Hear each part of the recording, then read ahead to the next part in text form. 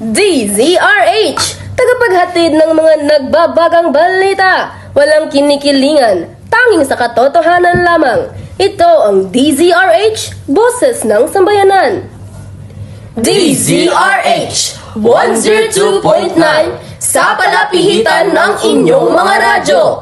Mula sa bulwagang pambalitaan, himpilan at sandigan ng bayan.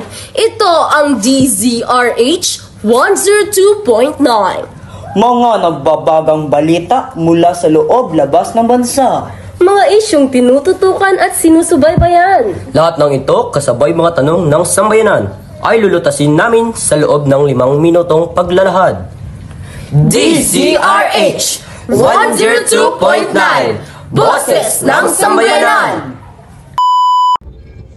Magandang araw Luzon, Visayas at Mindanao. Ako si Princess Leia B. Carlos at kasama ko sina Rian M. Tolino, Kent David Gambol, Carl Lawrence C. Bacarayo. Ngayon, ating saksihan ang pagbabalik-aral tungkol sa Mabining Mandirigma. Ang Mabining Mandirigma ay isang historical na musikal na isinulat ni Dr. Nicanor Tiongson at itinanghal ng tanghalang Pilipino. Tampok dito ang buhay ni Apolinario Mabini na kilala bilang utak ng revolusyon at dakilang lumpo ng Tanauan. Kahit hindi nakakalakad dahil sa kanyang kapansanan, si Mabini ay naging matatag na tagapayo ni Emilio Aguinaldo noong panahon ng revolusyon laban sa mga Espanyol at Amerikano. Sa kanyang katalinuhan at prinsipyo, ipinaglaban niya ang tunay na kalayaan ng Pilipinas. Ang kabilang tampok ng dula ay ginagampanan si Mabini ng isang babae bilang simbolo ng lakas, talino at tapang ng mga Pilipino. Sa pamamagitan ng makabagong musika, sayaw at kasuotan, ipinakita ng dula na ang kabayanihan ay may iba't ibang mukha, hindi lang sa larangan ng digmaan, kundi pati sa laban ng katarungan.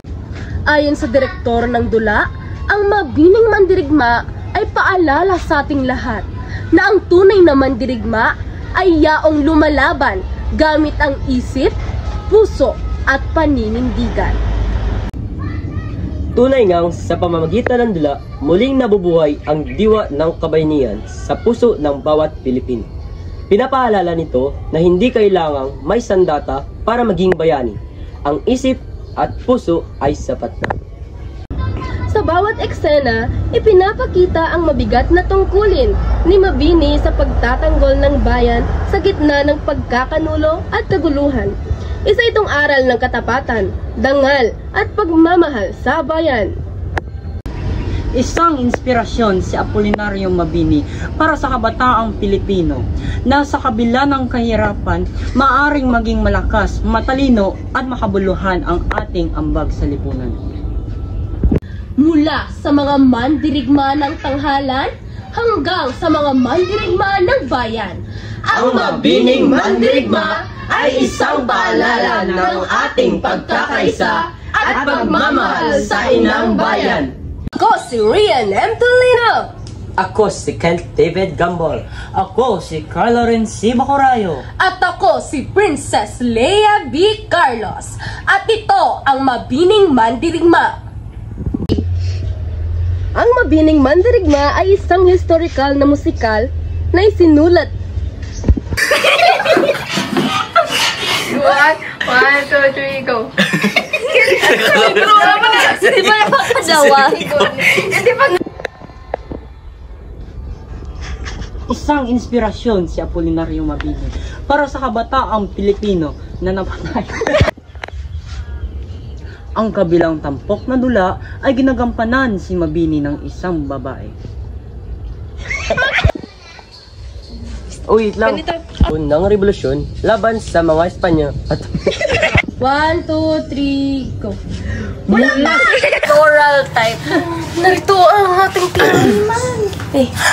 May lindol, guys. Ako pasway na mo. Sir. Kuya. Hi. Mula sa mga mandirigma ng tanghalan hanggang sa mga mandirigma ng bayan, ang Mabini... Thank you everyone!